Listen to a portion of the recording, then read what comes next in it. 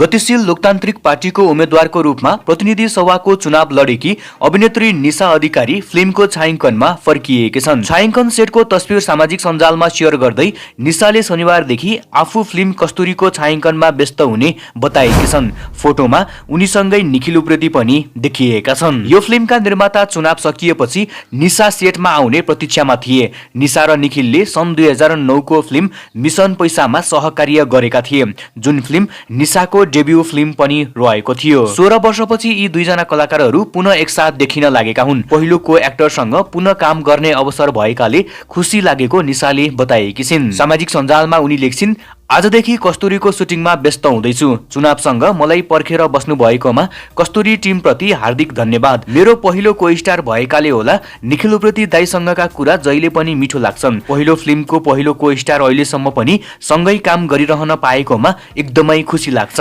निशाले काठमाडौँ क्षेत्र नम्बर 5 बाट चुनाव लडेकी थिइन्। सो क्षेत्रबाट राष्ट्रिय स्वतन्त्र पार्टीका उम्मेद्वार सस्मित पोखरेलले जितेका छन्। तपाईहरू पनि निखिल उप्रेतीको यो नयाँ बन्न लागेको फिल्म कस्तुरी हेर्नको लागि कतिको एक्साइटेड हुनुहुन्छ कमेन्ट गर्नुहोस्।